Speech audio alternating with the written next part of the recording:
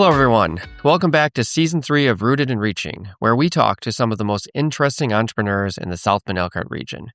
Today, we're joined by Ryan Blake of Purely Pressed. Ryan tells the story of how he and his wife, Rachel, transformed their love of fitness and drive to build something of their own into a successful juice company. Let's get started. I am really happy to be sitting across the table today with Ryan Blake from Purely Pressed Organic, which is a local juicery. I'm not sure what you call yourself. Like a cafe, really. Cafe. Yeah, you've expanded what you do, I think. Over the years. Yeah, when we first started, we were just doing I think we had 3 smoothies and juices. And that was kind of our thing, is just doing the cold pressed juice. And it just, we kind of just kept chipping away at it. Sure. And then it's into what it is now. Like any good entrepreneur, you've evolved, you've probably pivoted based on market changes and what your customers are telling you. All that. Yeah. So let's get into that. So you started this with your wife. Yes. Husband and wife team here. Yes. And tell me about you and Rachel. Well, Rachel and I, we met... Don't tell anybody, but we met at Ohio State. We were on the we were on the track and field team together, and during undergrad, we really didn't cross paths much. I was a high jumper, she was a distance runner, and I always kind of noticed her, and vice versa. But wasn't until after we both graduated that we started dating, and then got serious. We were playing volleyball in the summer and would go on dates. Were you back here at that point? We were in Columbus. Still in Columbus. Yeah, we were in Columbus. I grew up in Columbus, and Rachel was a very gifted athlete. She had her whole pick of the litter for any school, and she decided on Ohio State. And but she's originally from the area. That's why I say that. She grew up about 45 minutes south of here in a town called Milford. But yeah, so, we started dating, fell in love, that whole song and dance. And we always knew we wanted to start our own business. But fresh out of college, you have no idea what that means. Right. You're just completely in the dark. And then you don't know what it is, what the form would be, what you want to do. And so we kind of just floated trying to figure all that out. Yeah. So I'm curious about that. Was it you're on a date and it sort of comes up hey, let's start a business together? Kind you of. don't know what it's going to be yet? Kind of. You just love the idea of it? Yeah. I think, at that age too, there's a mystique and an aura about entrepreneurs too. So there, it's probably a little bit of a lure with that. And I had at that time kind of dabbled, through the track team. I created a t-shirt design that was arrogant apparel, and it was AIR, kind of a play on the words. And then the I was an arrow pointing up. So it was sort of a focus on the athletic mindset and how to kind of achieve your goals and that sort of thing, and the confidence it takes to sort of break through that. Nothing amounted of it. We wore it on the team my senior year, and so it was an early example of it was a seed, kind of engaging in some entrepreneurship. Yeah. Right? And I that's when I first learned about graphic design, and I had a friend who kind of helped me with the design of the logo and all that stuff. So that was kind of the early seedings. And Rachel, she saw all that, and as we were dating, we knew we wanted to not work for somebody but work for ourselves. And she has her background.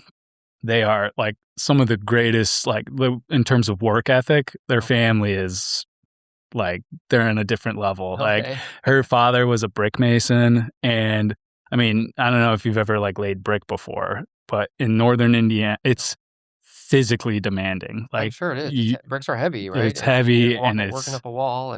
So he's done his whole career with that, and you can really kind of, it's palpable within the family, because it's not you clock in, you kind of serve your time, and then, you go home. It's you get done when you get done. So it's efficiency is paramount, all of these things, and it's really kind of permeated through their family culture. She's a distance runner. She's a distance, which that's another ties right into that, right? Oh, absolutely. Mental toughness, work ethic. You're out there. Oh yeah. Rain, snow, sleet, does not matter. All that. You're out there putting the miles in. Yeah.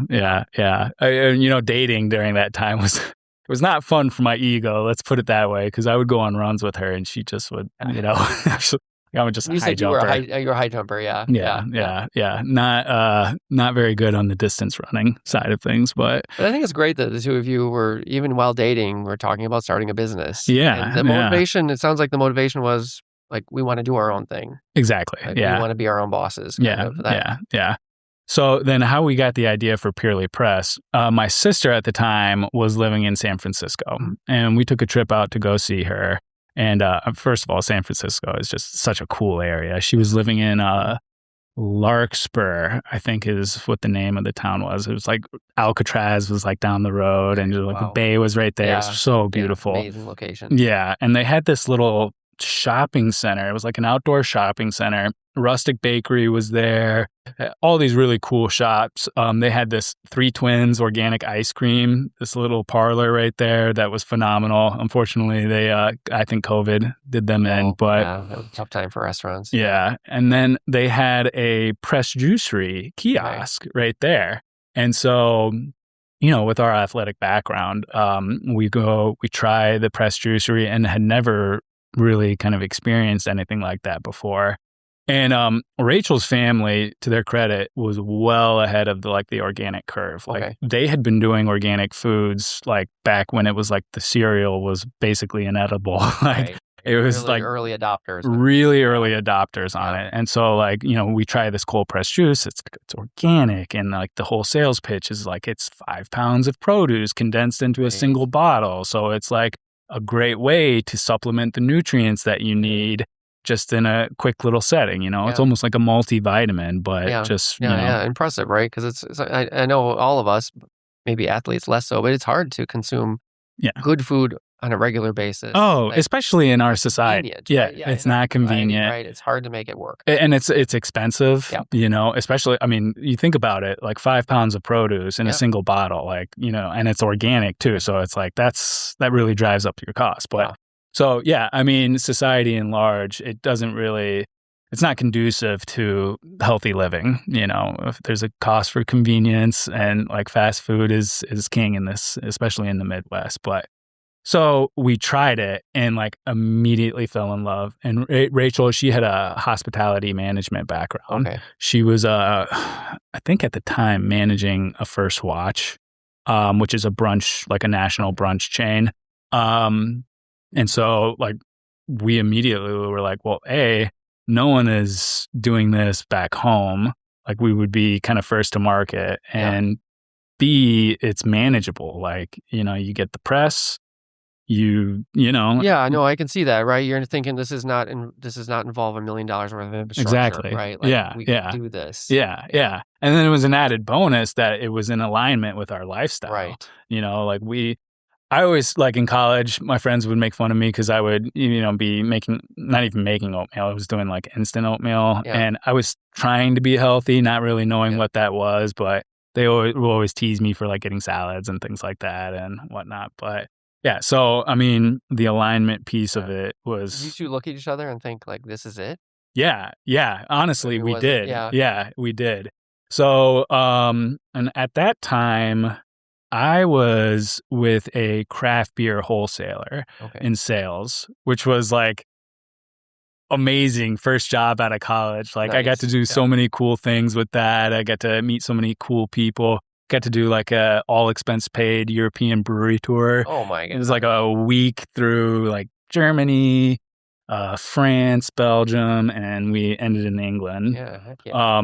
But so I was able at that time to utilize connections through my customer base, and we were able to basically use like the kitchen of a local grocery market there. It was like a 2-store chain, and we got to like do like product development. Okay. And then we just we set up a fridge in one of their store, actually both of their...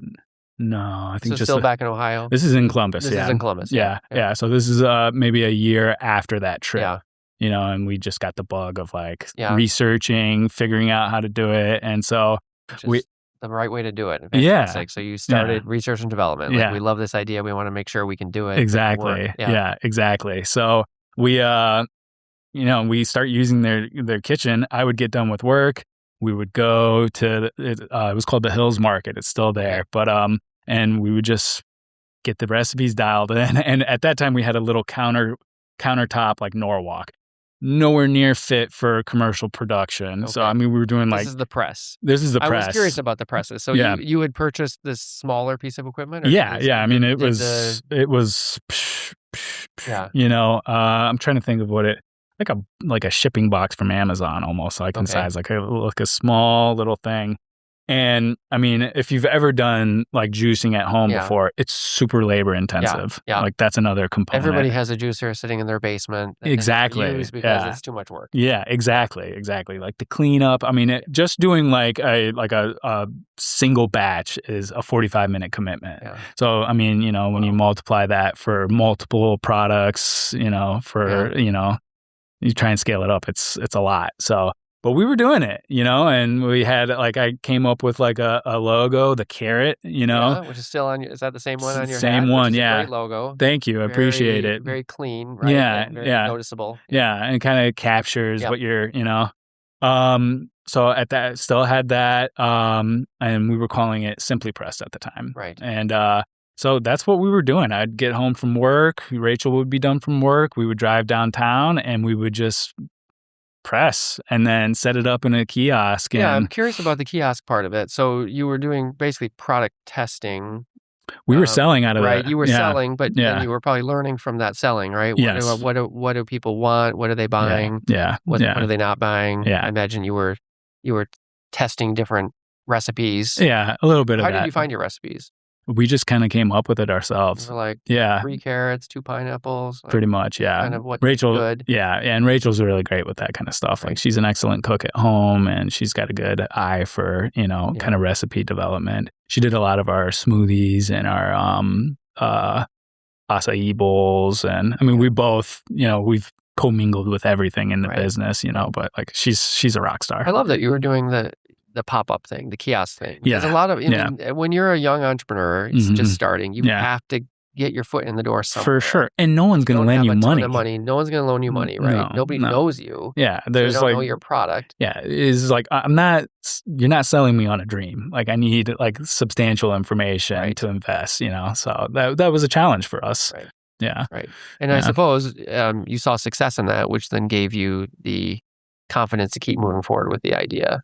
You know, yes and no. I mean, tell me about that. Yeah. So this was probably around 2012, 2013. And we never really gave up on the idea. We wanted to get a storefront. Yeah. But someone had beat us to it. It was this great little place called Native Juice Co. It's still in business in Columbus. And just a beautiful store, like beautiful all this stuff. So it took the wind out of our sails a little bit. Yeah. And then Rachel had another location picked out. And, you know, we couldn't get any funding, right? No one was going to give us money to do it. And so that same location that Rachel picked out, another juice bar concept, like went right in there. No kidding. Yeah. So were you starting to feel like we're missing our opportunity here? Yes. Like other people are moving? Very much. That sinking feeling, you know, where you're just like, oh, it's squandered. Yes. And we were ahead of the curve, but now we're falling behind it. Totally. 1000%. And so, you know, we kind of, I would say we shelved it, you know, and just, you know, continued working. And along the road, Rachel got offered a position with her childhood best friend, and she took it, but it was in Indiana. It was in like basically Warsaw area. Okay. And I was still in the craft beer sales, and, you know, we had kind of known, because my family is kind of scattered all about, and her family, a lot of them at the time were all living there. So, and I loved their family dynamic and everything. So, you know, we wanted to move there and kind of start our, you know, build our future from there. So the idea of moving back made sense for a lot of reasons. Yeah. And so, from there, so Rachel moves. I'm still in Columbus, and we're kind of like tying all the loose ends and whatnot. And then I got a position with a advertising company called National Cinemedia, and I did that for a little bit of time. And then Rachel was helping her friend out start a like an online website, basically, that was a spinoff from their main core business. And so we're doing that, and eventually I came into the fold and helped out with her family's business too. Okay. And then just kind of bid our time, and we hadn't quite given up on the entrepreneurial dream.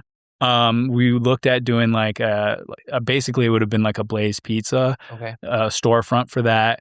Her father has a pizza trailer. It's called Fire Kiss Pizza. Oh. Phenomenal. It's the similar thing. It's a wood-fired oven. It's, you bakes in 90 seconds, and he goes around, does all the different, so you were definitely still very surrounded by an entrepreneurial mindset. Yes, very much. Yeah. So, we were doing that, but it was still kind of the same challenges, and, and then this is so random, but I got to do a game show.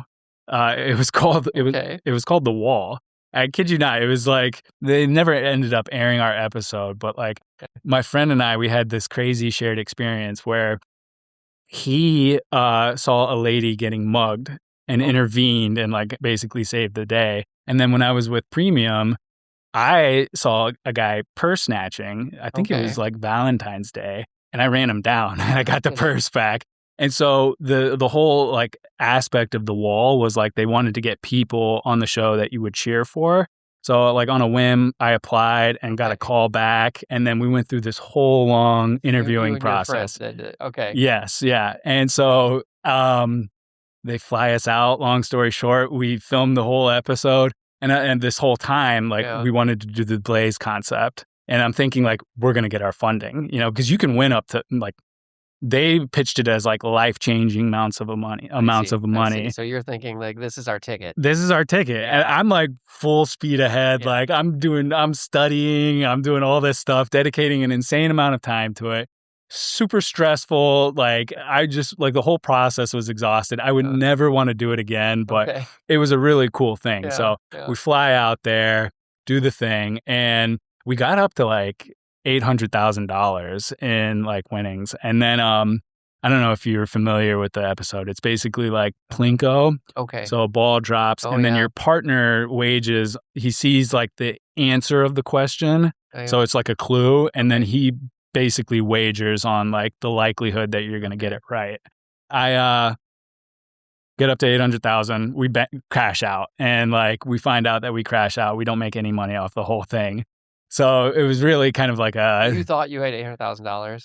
I didn't know. I was in a completely different building. I'm answering all the questions, and I still haven't even seen the episode, but it was did not work out. Did not work out. The magical funding source. No, it didn't. It's a concept. It didn't. Yeah. It didn't. And so that was probably a really great thing because we pivoted back to the juice bar. Yeah. And it was at that point we had more like resources where we could kind of get it going. And so we went full speed ahead with trying to get the juice bar going. And then through happenstance, I took a flyer on the Centennial Place shopping center and connected with the landlord and kind of told him what we were thinking and that sort of bit. And the spot that I was originally looking at, he was like, well, hey, like the Take and Bake Pizza, we're going to not like renew their lease. And so they have a walk-in cooler. Everything's ready to go.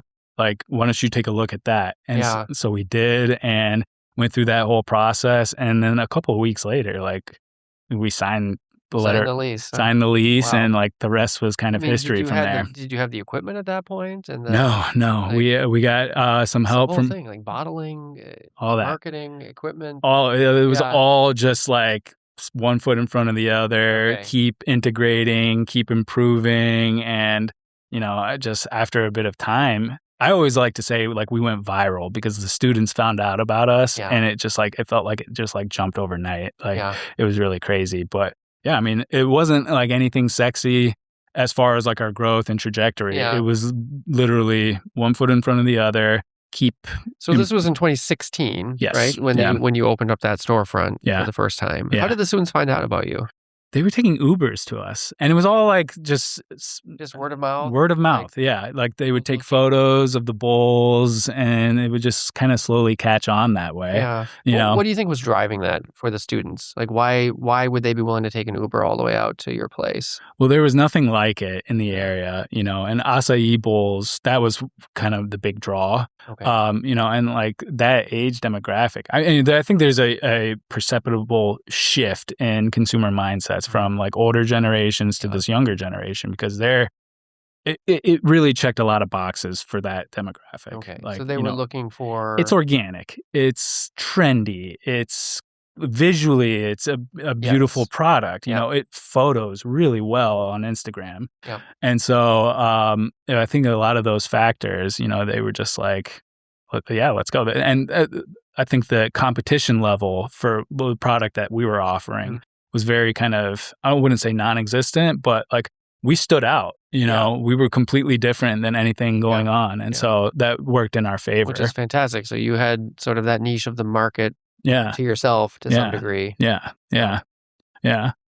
So, I mean, Your stuff is beautiful, by the way. Your juices, Thank you. When you see them all lined up next to one another, just gorgeous colors. It looks like a palette of paint. Really, really beautiful. Yeah. Oh, and that's, that's kind of, it's a natural product, and nature is beautiful, and that's kind of what we're kind of going for is like natural beauty, the forward, and it's just like the natural health, like it all kind of ties in together with like the branding and the product. And did you get help to do all of that? I mean, you buy this equipment, it's probably a fairly big upfront investment on your part, capital investment to get the hydraulic presses. Obviously the lease costs money. You're gambling here at this point, right? Like we believe in this idea and we're gonna go all in on it. Pretty much. Who was helping you, like even figure out like, how do we do the bottling, how do we do the marketing? Were you doing it all yourselves and working a full-time job? So Rachel's brothers were helping at that time. Riley, he was just kind of working and helping out. And then Reed, he eventually became a co-owner with the company. And so they were instrumental. Like they did a great job and wonderful people. And then as far as funding, Rachel's uncles, they helped us out. They gave us a cash loan basically. And then we were able to, I can't remember how long it took for us to pay it off, but it was relatively pretty quick. Like, and I was working at the time. I was doing sales, and there was an office up on the second floor of the unit that we were renting. So I would be up there like making calls, and I'd hear the door chime, and I'd run down and go take the order and make the smoothies, and then run right back up. Wow. And Rachel, she was doing it pretty much full time from the onset of it. So, but as far as help, like it was completely us. Rachel, she had sort of the organizational background. A lot of her inspiration came from her days at First Watch. Right. And, that experience, which was probably pretty helpful. Yeah. And then I was very much a graphic design tinkerer, so we kind of blended those two together. And, as far as like the systems, it was just us, Rachel, myself, and then her brothers at the beginning, and so it's very much like you throw your bag over the wall and you have this shift in your mind, you have to figure it out. Like there's no other way. I love that analogy, right? So that's literally what it was, though. You have no choice but to follow. Yeah, right? It's like it's such a liberating feeling too, because you're really like your hair is on edge. I remember I would get so nervous like until the first customer came in. Like I would just be like full of anxiety and all that stuff, normal human emotions. Sure. Was it hard to even like source the material? How were you sourcing material at that point? So we had Piazza Produce. They've been a great supplier. Okay. And then also at the time in South Bend, there was a strictly organic wholesaler called B&B Organics. Okay. So we utilized them a lot. Unfortunately, they're no longer in business, but it was a very fortunate and convenient thing for what we were trying to do, because the warehouse was, 12 minutes down the road from us. So that was literally you just picking up the phone and saying like, hey, we've got this new restaurant idea or juice cafe idea. Yeah. And did you go down to their warehouse and? Yeah. They would deliver to us, but we want yeah, X number of this and pineapple and blueberries and whatever else it was. Huh? Yeah. The acai bowls, what is actually in those? So I know you have a bunch of different ones, but yeah. Our core one is it's frozen strawberry, mango, fresh banana, coconut milk, and then the acai packet. And so that's all blended together. And then it's kind of like a yogurt or ice cream consistency. And then you get toppings with it. So it's a very healthy like snack, basically. Sure. All fresh ingredients, all natural ingredients. Yeah. Fully natural ingredients. Yeah. All organic, like USDA certified. Yes. So let's talk about that for a second, because you said Rachel's family were really early adopters when it came to organic. Yeah, very much. Why did that matter to you?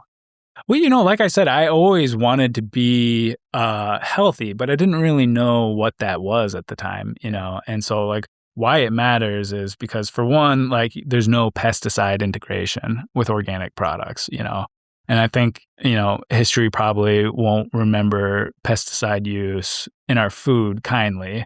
If I were a betting man, I mean, you're probably right about that. Yeah. So like that in and of itself is like super important, and then the more you research about it, like, I mean, the soil quality with organic versus conventional farming, like the produce are more nutrient dense on a huge factor. I mean, because like with the conventional farming, they're tilling, they're kind of really robbing the soil of its like nutrients. And so over time, like the famous thing was like, kale today is nowhere near as strong as kale like 40 years ago. Like the soil is very because of soil depleted. Quality just doesn't give it the same. Yeah, it's not nutrients. And they have to do a lot of like conventional methods to like kind of get it to grow and whatnot. That's what you hear is like it's not as nutrient dense. So that's two things. I mean, the lack of pesticides and then like your, I guess, pound for pound return when you're consuming organic is a lot better than if you were more nutrient richer nutrients, Yeah. And your body needs like the human body is truly amazing, provided that you don't like screw it up, with what you eat or, your lack of sleep or whatnot. So it's like, if you give it adequate fuel, I'm not to say that your immune system is bulletproof or anything like that, but you're going to be in most scenarios fine. Yeah. That's my personal belief, And so like it's that that relationship, between like the health of your food, the quality of your food, void of the pesticide use, and like your overall health and well-being. And that's been a core mission for you since the beginning. Yeah. And it's completely authentic too. Like it's it's my wife's passion project. It's my passion project. And it's like to have that alignment with what you do and like what you would consume at home it's a privilege for sure. Amazing. That's amazing. Yeah. So as you're going along, you had a couple things happen. Yeah. You had one really awesome, cool thing happen, and then there's a little glitch with the name that happened. Oh, yeah. But let's talk about, I don't know which one came first. I think the Sports Illustrated article came first. Yes, I think so. Shout out to Lakin Littman. She was covering Notre Dame through the Indy Star prior to getting a job at Sports Illustrated. And she was a regular customer. She would go to Orange Theory Fitness, which again, shout out to Orange Theory Fitness. And shout out to all the workout burn boot camp, all the great synergistic businesses that support Purely Pressed. Sure, great synergy there. Like you're saying, absolutely, be present. There's such a vibrant local community, CrossFit South Bend, like all these great businesses that we've developed relationships over the years. But so Lakin would come in, and we just became friends with her, And I'm a huge college football fan, so like. She was like, if I weren't running my own business, like I would love to be with college football in some capacity. So I would I'm sure she would be super annoyed, and I would, I would just pepper her with questions and get like her, just like a perspective of her experience covering college athletics. And and then she took the job at Sports Illustrated, and they were doing best college town eats. And that was her Did you know about it? I mean, you obviously knew. No. It was a surprise. It was a surprise, yeah. Wow. Yeah, she told us, I can't remember if she just sent the article to us through a link or she told us about it ahead of time. Yeah. But I mean, that was me being a college football fan, and I remember I had Sports Illustrated kids as a kid, so it was like, oh, my family was super proud about it, and it was such an incredible thing for her to think of us like that. And so for our listeners, what happened was Sports Illustrated did a best college town eats article. Yeah. And for South Bend, Notre Dame, Purely Pressed was highlighted. Yeah. Did that lead to no more sales? It was just sort of a feather in your cap. More of a feather in a cap. We didn't. I mean, it's hard to say. I'm sure some people probably saw it, but acai bowls, it's not really like a complimentary food to tailgating. Right. It's not. It's not top of mind when you're thinking. What you're going to bring to your next tailgate. Yeah. But still, that was pretty fantastic. Oh, it was so cool. It was just, I smile every time I think think about that. Thanks, great. Lakin. Yeah. So that was great, and you were at that time called Simply Pressed. Simply Pressed, right? Yeah. So but as you expanded, you ran into a problem. Yeah. Tell us what happened. So we went to file a trademark, and our lawyers at the time got back to us saying hey, there's a bit of an issue with the name Simply. So what happened was Coca-Cola owns the rights of the word Simply in conjunction with juice. And so it didn't matter that we were Simply Pressed. It mattered that we were Simply and we were selling juice. Wow. And so we were going to run into all sorts of legal. It was the Simply lemonades. I am familiar with it. So it took me a minute to think about it, but I was like, okay, you're right. I see where the connection is. Yeah. So that's what it was. So then that was like, oh my gosh, what do we do? Because we're getting all this great feedback about our product, and we have ambitions. We kind of wanted to be established as Indiana's juice bar. And so that was all of a sudden you're like, oh shoot, our name is. So we had to, and I was coming up with all sorts of different names, and Hale Road was one, like Hale and Hardy, and trying to, and at the time the Big B Coffee I think had just opened up next to us. Oh, they're in Centennial. Yep. Yeah, and they used to be called Beaner Coffee. I think I'm remembering that correctly. Right. Yeah, and so I was researching about how they sort of transformed from Beaner to Big B.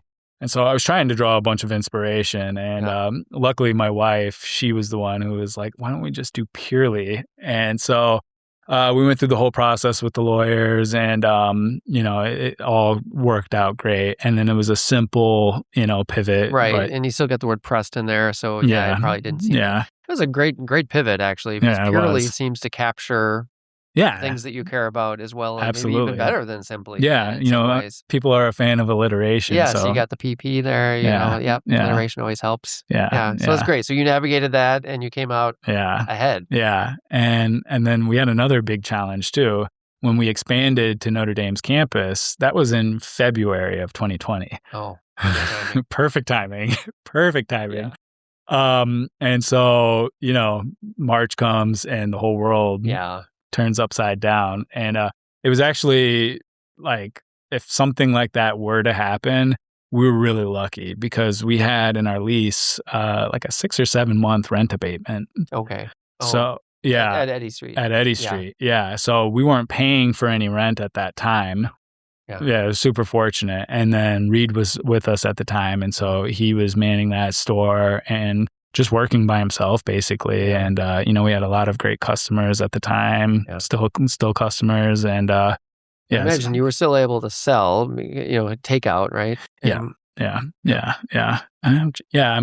People would come in and go out, and, we had our first daughter was born at that time too. So, there was a lot of times she'd be in the store with us, and we'd be, just trying to figure it out. Baby on the hip. Oh yeah. It was great. Yeah.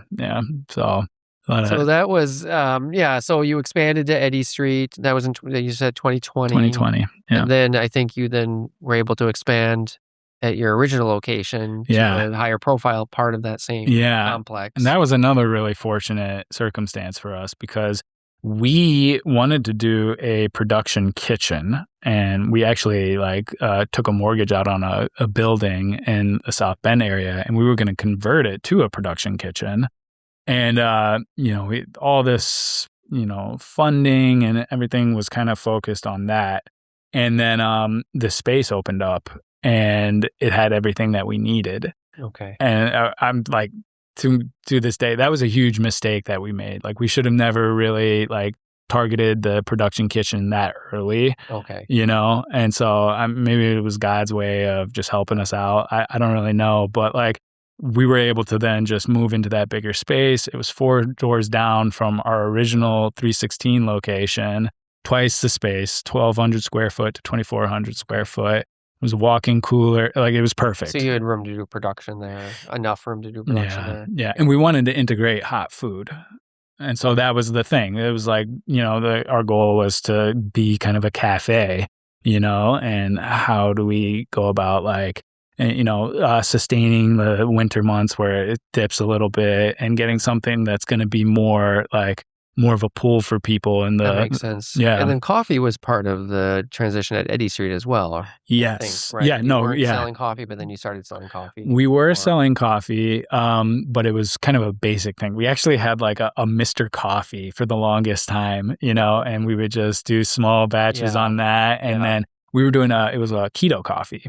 Okay. And so it was healthy fats blended in with your coffee. And what that does is the caffeine binds to the fat and gives you kind of a more sustained, less intense caffeine buzz throughout the day. Okay. And a lot of people will just do that for breakfast, it kind of fills you up a little bit too. Yeah. So we were always doing that. And then what changed though is we invested into an espresso machine. Okay. And so when we opened up the Eddy Street store, and we did a lot of research prior to that. We flew out to Portland and we got espresso training and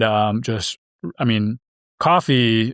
I don't know how much you know about specialty coffee, but it's every bit as complex and involved. It's a whole world. I know it's a whole world. Yeah. There's all sorts of different variables and factors that go into the quality of your cup. Yeah. So we really just dove deep into all of that because, it's how do you combat being a juice bar when you're trying to pull in from the coffee market, right. And just get more, all sorts of reasoning behind it too. We are an expensive product, so we wanted something a little more affordable, and everybody loves coffee, so that was something that we took a lot of great pride in. We found a roaster that's in Fort Wayne, Contra Coffee. They do great work. And so we have our own proprietary blend of espresso beans and single origin coffees through them. And, but that was all in preparation for the expansion. So in Eddy Street, so Starbucks is there. Yeah. I'm trying to think who else is selling coffee and you guys. I think just, I'm sure some of the restaurants have Coca-Cola, then you took on Starbucks.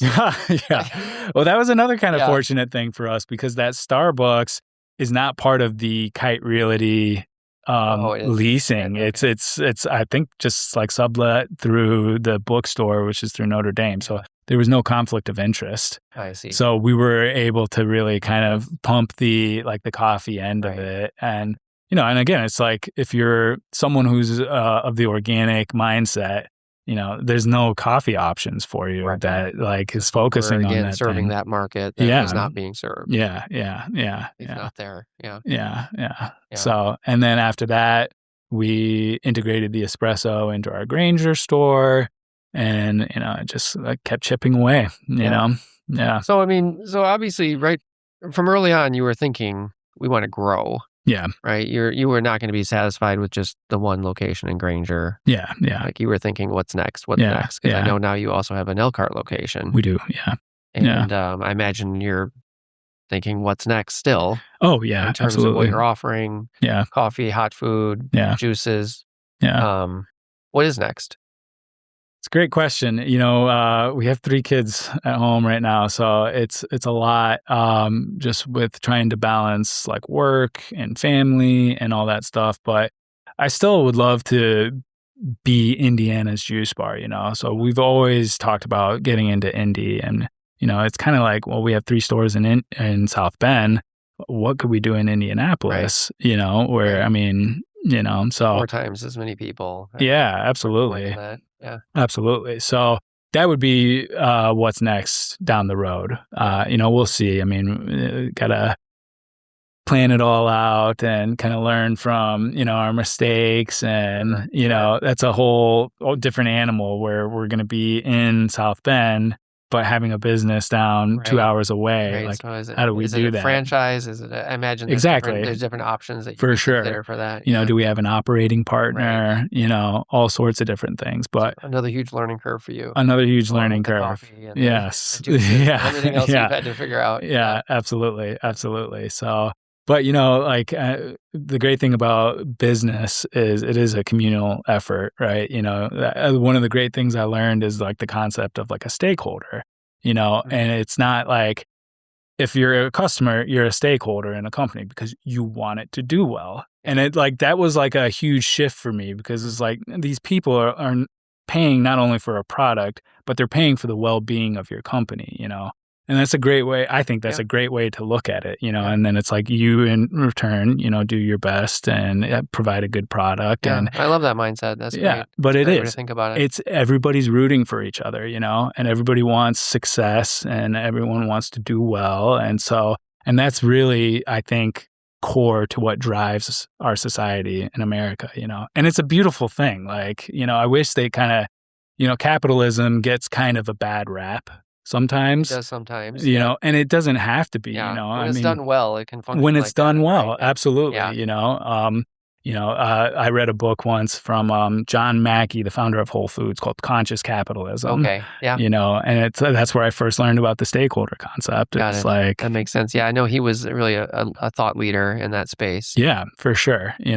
So hopefully, like in our country, in a broader sense, like that comes to kind of the forefront of how we conduct business day to day. But it is. It's a great thing. When everybody is working together and providing and trading. And what else have been like? You mentioned the John Mackey's book, Conscious Capitalism, right? Yep. Yeah. What else has inspired you along the way as you're doing this? I mean, have there been tools, resources? Yeah. I mean, absolutely. I mean, obviously, family has been a huge part of your success. It sounds like. Yeah. There's been a lot, Howard Schultz's book Onward. That's been a great one for me. I actually have some uncles who have done incredibly well in the business sphere. One of them, he literally started a private island in the Bahamas, and they build houses on there. They function as rental properties, and he's done incredibly well. Yeah. And he was growing up, it's just a cool thing to see from where they started to where they're at now. Yeah. So that, fantastic. Kamalami, if anybody ever wants to, go check it out. But, and then, other businesses, Trader Joe's, that's another one. Joe Colombo's book has been a really good one for me. So, a lot of it too is you see a company and you know that they're doing a good thing. And so you try and emulate it and integrate it. Find out. Yeah. How do they do it? The magic. The sauce. Yeah, for sure. So how have partnerships worked for you? Because I think you've done some stuff with Beacon. I don't know if you have any specific relationship with Notre Dame or athletics. Not in an official capacity. Any other local schools or colleges? Yeah. The Beacon thing, that was a great thing for us. I don't think at the time we were really ready to take on something like that. And then when the pandemic hit, it just we mutually fizzled out from each other. Okay. And then with Notre Dame, I would love to claim that we're the unofficial juicer of Notre Dame football. We're not, but don't sue me. It's just been great. Maybe someday. Yeah. Maybe someday. But, a lot of the coaches come into our store. Yeah. So we've developed these great relationships over the years. And Notre Dame football has been one of them. We'll do catering orders for them periodically. Okay. A lot of times if they have an away game, we'll get a big smoothie order for the whole team. Yeah. We do stuff like that. And it's just kind of a catering outreach. Yeah. So, I was just curious because I knew you did something with Beacon at one point. And you really, it seems like athletics would be tuned into what you're trying to do, right? Clean eating, healthy eating, for sure. High energy, organic. Keep our bodies as finely tuned automobiles. There you go. As finely tuned as possible. So yeah. Well, you're definitely making me want to go out and get.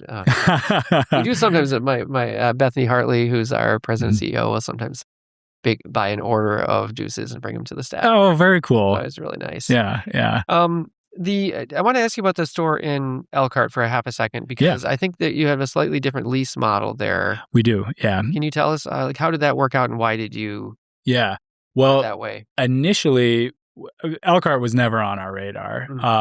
It's a great area, and We Impact, Dave Weaver. He has been a longtime customer of ours, and he's spearheading all of that development down there. The River District, it's pretty amazing. Yeah, it's incredible what he's been able to accomplish. But so he kind of brokered the whole thing, and so we had a lot of back and forth meetings with him, and kind of expressed our concerns, and they have been phenomenal to work with. So it was his idea where we could do a revenue sharing lease model. And so essentially all of our overhead is tied into our performance. And so that was easier for us to consider a smaller market like Elkhart. And, we're very niche, it's a certain type of profile that, makes Purely Pressed work, And I wasn't entirely sure if Elkhart... by the aquatic center there at least. So so there's that connection there. Exactly. Yeah. So... and they did a build out for us, which was a cool experience because we've kind of inherited pre-existing stores, so it was kind of us for the first time being able to, this is what we want. So that was great. And then we just kept going, and we had our third child right around the time when we opened up the Elkhart store. So I always joke with people that, we're 3 for 3. With, three stores, 3 kids. Yeah. And you were saying earlier, you have 3 kids under the age of 5 at this point. Yeah. So you've got your hands full, to say the least. Yeah, definitely. Yeah. Definitely. But yeah. So what else do we need to know? I mean, what has worked for you here that didn't work in Columbus? I mean, I know there was some competition moved in Columbus, got there sort of before you did. Yeah. Has there been anything about South Bend, Elkhart, this region that you think has opened doors for you? Well, for starters, the people in this area are very incredible. I mean, it's just such a family-oriented area.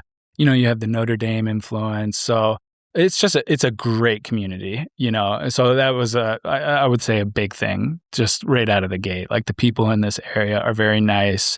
They want success, all of these things. So that was big. And then I think, personal maturation, that's a big thing. As you continue with your business journey, you just learn more and more about yourself, about your product. And you're just, as long as you're engaged, you're going to be fine tuning and improving, and you're doing that over a course of months and years. And, it just sort of keeps building, What have you, I want to ask you about your wife. What have you learned about yourself over the last 10 years?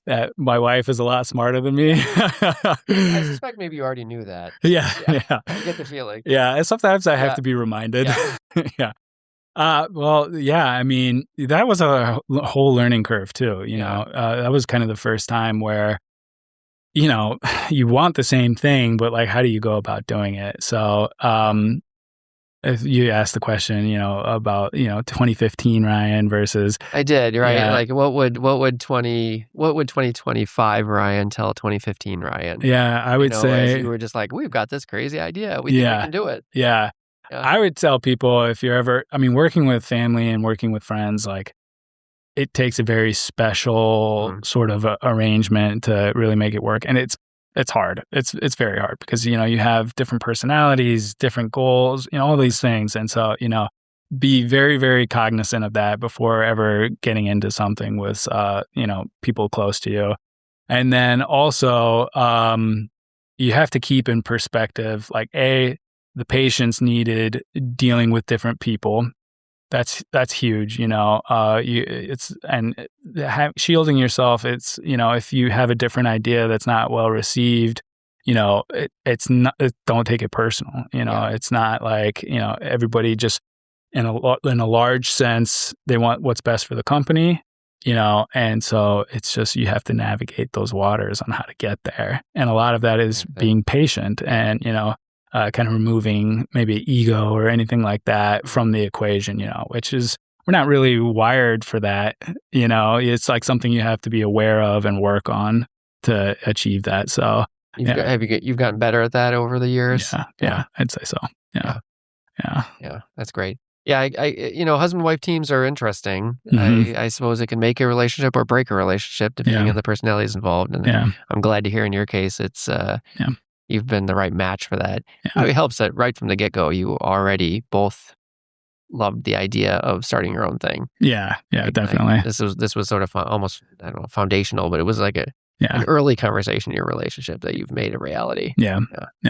So outside of work and taking care of 3 kids, it does not leave you much time, I imagine. But like, what do you do around here? Like, what do you recommend? Pickleball.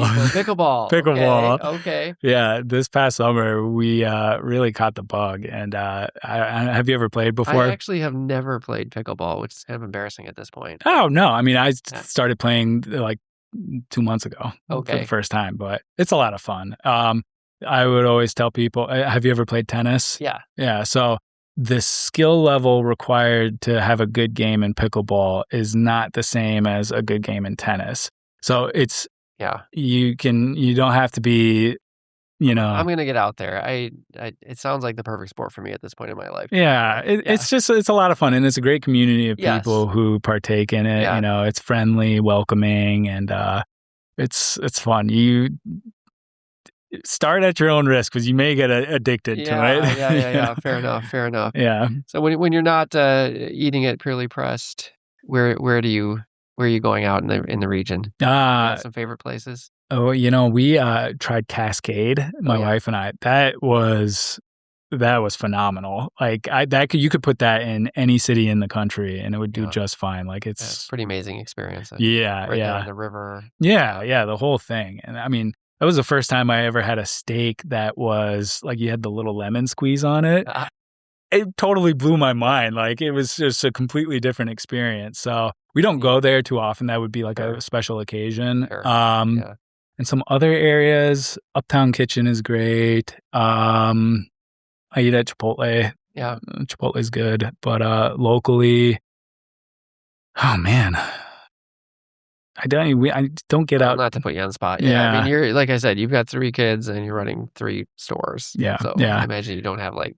Jesus is another great one. Jesus and Mishawaka. I love their tacos. Yeah. That place is, I brought my kids there a few years ago, and it was just too fancy for them. Oh, yeah. It was like, we just want Taco Bell tacos. Yeah, sure. Tacos and it was just all too much for them. But I was like, ooh, this is some neat flavors. Yeah. Well, my dad is Jamaican, actually. So I love like that type of spicy cuisine. So that's super cool. Right in my wheelhouse. But yeah. Ryan, is there anything else we should know? Purely Pressed. I mean, you're just midway. You're not even midway in your journey at this point. I think. But you've had a great run over the last 10 years now, and going strong. Really excited to see where you go next. Yeah. Nothing in particular that we haven't covered, but just thankful for the community, thankful for our customers, and thankful for opportunities like this conversation that we've just had, Marty. This has been great. So I'd love to hear your story. Yeah. I mean, we're like I said, we're fans at the South Bend Elkhart Regional Partnership. Yeah. And so to bring you in and hear your entrepreneurial story was perfect. Oh, I appreciate it, man. This is great. Hopefully we can do it again sometime. Yeah. All right. Yeah. We'll get you another few years when you've expanded to Indianapolis. Yeah. All right. Well, thank you. Thanks for being on the podcast. Yeah. Appreciate you. Yeah. Take care.